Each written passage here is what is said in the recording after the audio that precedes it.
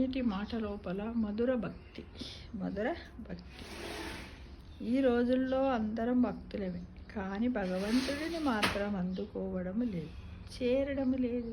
ఎందువల్ల మరి? అదే విషయాన్ని మనం ఇప్పుడు తెలుసుకుందామా ఫ్రెండ్స్? శ్రీకృష్ణుని మీద గోపికలకు ఉండేది మధురమైన భక్తి అన్నారు. ఆయన భగవంతుడు అని తెలుసో తెలియదో అలా ఉంచి ఆయన ప్రేమ వారిని కట్టి పడవేసింది. మధురమైనటువంటి మోహంతో కూడిన భక్తి అది. అంటే ఫలాపేక్ష లేదు, వారికి తోడు కావాలంతే. శ్రీకృష్ణుని గోపికలు ఎప్పుడైనా ఏదైనా అడిగారా? ఏ గోపికైనా అడిగినట్టు భాగవతంలో ఎక్కడైనా ఉందా? సహాయం చెయ్యమని అడిగారా? రాళ్ళవార పడుతూ ఉంటే ఆయనే కదా వాళ్ళని రక్షించాడు. ప్రాణాలు పోతుంటే కృష్ణ ఏమి చెయ్యమంటావు?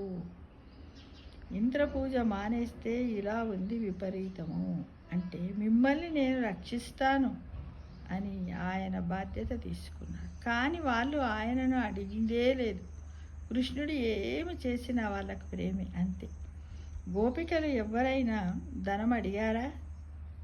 మా ఆవులు కనపడటం లేదు, కాస్త వెతికి పెట్టమన్నారా? అలా ఏమీ అడగలేదు ఎప్పుడు కూడా గోపికలు శ్రీకృష్ణ భగవాన్. కానీ భక్తికి నీవు వేరు నేను వేరు అనే భావన ఉంటుంది కనుక అది వియోగ దుఃఖాన్ని ఇస్తుంది. అందువల్ల జ్ఞానం వలన నన్ను చేరుకోండి అన్నాడు కృష్ణ పరమాత్మ.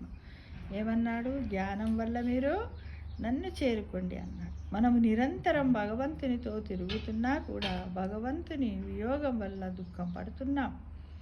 ఆయనను అంతర్యామిగా ధ్యానం చేస్తే ఆనందం అనుభవిస్తాను సుమా అని ఆయన బోధ చేశారు. నేను మీతో దగ్గరగా ఉన్నాను అని ఈశ్వరతత్వాన్ని గోపికలకి చెప్పాడు కృష్ణ పరమాత్మ. ఎవరికి చెప్పాడు? గోపికలకి. ఎవరు చెప్పారు? శ్రీకృష్ణ పరమాత్మ. ఇవి మనందరికీ కూడా శిరోధార్యములైనటువంటి మాటలు అని మనం గుర్తుంచుకోవాలి. చరిత్రలో అనేక మంది భక్తులు దారిద్ర్యాన్ని అనుభవించారు, అయినా వాళ్ళు ధనం అడగలేదు. ఈశ్వరానుగ్రహాన్ని జ్ఞానాన్ని మాత్రమే కోరుకున్నారు, తుదకు పొందారు. కానీ ఈరోజు మనము ధన కనక వస్తువాహనాల కోసం పరితపిస్తూ ఎన్నో సువర్ణావకాశములను వదిలి సంసారం అనే మాయలో పడి నా బిడ్డలు, నా వారు, నేను అనే బంధంలో చిక్కుకుంటున్నాం. ఇది కాదు భక్తి. ఇందాక భగవంతుడు చూపించినటువంటిది భగవంతుని నామస్మరణ చేస్తూ ఎల్లవేళ మన హృదయంలో భగవంతుని కోటి దేవతలను శ్రీకృష్ణ పరమాత్మను మన యందు ఉంచుకొని సర్వం నీవే అని మనం ఎప్పుడైతే మన మనస్సు అనే పుష్పాన్ని స్వామివారికి సమర్పించుకుంటామో అదే మనకు నిజమైన భక్తి, మధుర భక్తి అని మనం గ్రహించాలి ఫ్రెండ్స్. సమస్త లోకా సుఖినో భవంతు.